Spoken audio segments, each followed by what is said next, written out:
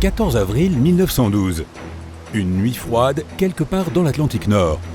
À bord du navire insubmersible le plus moderne de tous, le Titanic, un dîner est organisé. Deux hommes bien habillés sont assis à l'une des tables. L'un d'eux est un célèbre journaliste britannique. Il raconte à son interlocuteur une histoire à la fois intéressante et terrible. Tout a commencé environ 1000 ans avant notre ère, dans l'Égypte antique. Il y avait une femme née dans la ville de Thèbes. Personne ne sait qui elle était, ni ce qu'elle faisait. Mais elle avait un statut social élevé. Vers la fin de sa vie, elle avait été proclamée prêtresse au collège d'Amon-Rê. Son corps avait été embaumé et placé dans un cercueil en bois recouvert d'un couvercle massif portant l'image d'une femme et des inscriptions mystérieuses. On l'avait enterrée à Thèbes avec d'autres personnes de classe supérieure. La momie de cette femme est restée ici pendant près de 3000 ans. Ce lieu de sépulture avait été soigneusement caché. Vers la première moitié du 19e siècle, des habitants de la région ont découvert par hasard l'ancienne tombe. Ils ont troublé le repos de la prêtresse. Personne ne sait exactement ce qui s'est passé ce jour-là. Mais la momie a été sortie de son sarcophage et a disparu sans laisser de traces. Quelques décennies plus tard, un groupe de 4 amis fortunés d'Angleterre est venu en Égypte pour voyager sur le Nil. Ils ont d'abord visité les fouilles du temple d'Amon-Rê, puis de la ville de Luxor. C'est là qu'ils ont trouvé le sarcophage vide. Il représentait une prêtresse aux yeux noirs, regardant dans le vide.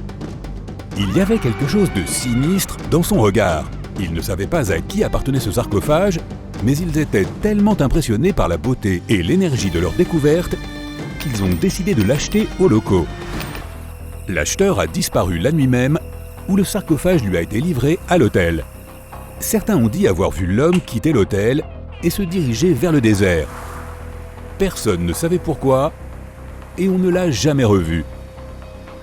Un autre homme du groupe a pris le sarcophage.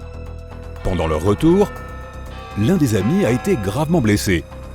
En arrivant à Londres, le nouveau propriétaire du sarcophage a découvert que la banque où était placé tout son argent avait fait faillite. En un seul jour, l'homme est passé de riche homme d'affaires à mendiant. Un autre membre du groupe a également fait les frais de l'influence sinistre de leur découverte. Il a perdu la santé, son emploi, puis finalement la vie dans un accident, peu après son retour à Londres. Avant de faire faillite, le propriétaire a donné le sarcophage à sa sœur qui vivait à Londres. L'un des amis de cette femme est entré dans la pièce, a vu l'artefact égyptien et a immédiatement ressenti une énergie dangereuse qui en émanait. La sœur du propriétaire a donc donné le sarcophage à un célèbre photographe. Il a pris des photos et a été horrifié. Selon ses dires, il a vu une vraie prêtresse à visage humain sur les photos. Elle le regardait avec un regard glacial et sinistre. Personne à part lui n'a touché la pellicule de l'appareil photo. Peu de temps après, le photographe a mystérieusement disparu. À partir de ce moment-là, l'histoire devient floue. Selon une version, la sœur du propriétaire a confié l'artefact au British Museum. L'homme qui l'a transporté est décédé peu après et son assistant a eu un terrible accident. Selon une autre version, l'objet sorti de la tombe égyptienne a été acheté par un riche homme d'affaires.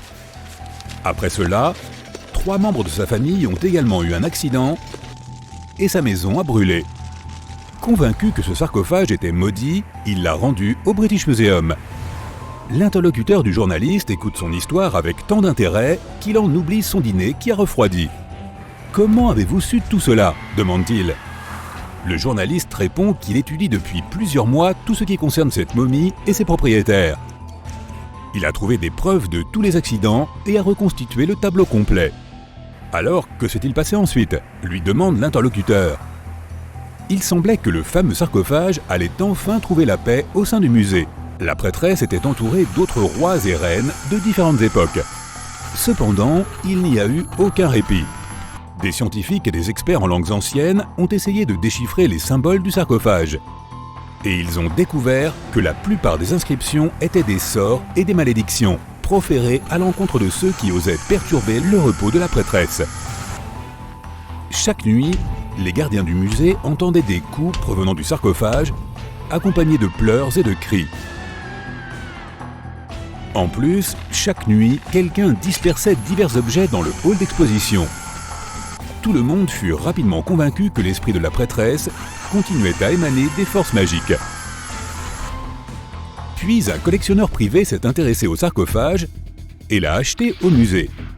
Pas pour sa collection, mais pour essayer d'en expulser l'esprit de la momie. On ne sait pas de quelle manière il s'y est pris, mais il a échoué. Ensuite, il a réussi à vendre le sarcophage à un riche archéologue américain qui a décidé d'emmener la momie à New York. Et quoi? Que s'est-il passé ensuite? Demande l'interlocuteur avec intérêt. C'est tout. Fin de l'histoire, répond le journaliste. Qu'est-ce que vous voulez dire? Qu'est-il arrivé à la momie? Où est-elle maintenant? Le journaliste regarde alors son interlocuteur avec une certaine excitation.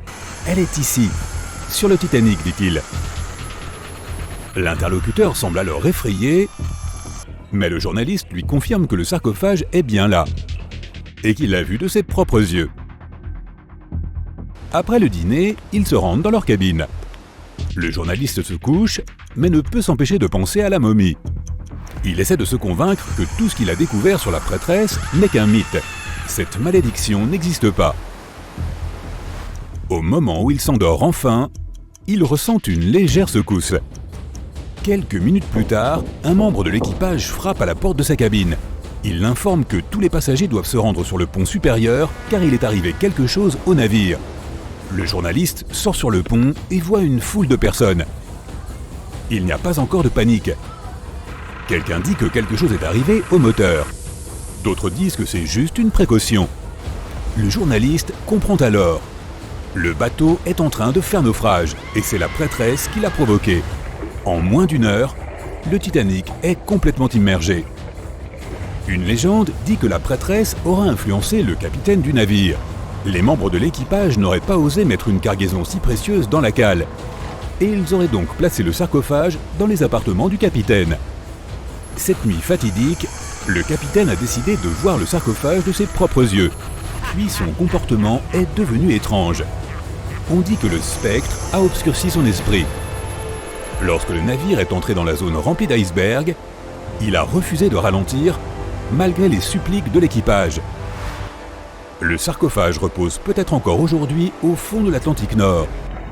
Et la prêtresse a enfin trouvé la paix. Ok, cette histoire n'est rien de plus qu'une légende. Il n'y a aucune trace ou preuve que le Titanic transportait une quelconque momie ni un sarcophage. Cette légende est apparue quelques années après la catastrophe. À l'époque, il existait de nombreuses théories sur ce qui était arrivé au Titanic. Il a été coulé par des agences secrètes. C'est une cause extraterrestre. Le Titanic a été coulé pour obtenir l'argent de l'assurance. Ces théories farfelues étaient très populaires auprès du public. L'une d'elles a même été inventée par un journal bien connu. Les journalistes ont publié un article sur la momie maudite qui se trouvait à bord du Titanic. Les autres journaux ont repris la légende et elle est devenue très populaire. L'une des raisons pour lesquelles les gens croient en ce genre de choses est enfouie dans la psychologie humaine. Toute légende invraisemblable raconte quelque chose de secret. Des choses que les gens ne savent pas ou ne devraient pas savoir. Quand une personne lit cela, elle se sent spéciale, car elle connaît désormais un terrible secret. Ce sentiment de puissance est la raison de la popularité des théories du complot. Il est également important de noter que toutes ces théories sont vraiment intéressantes.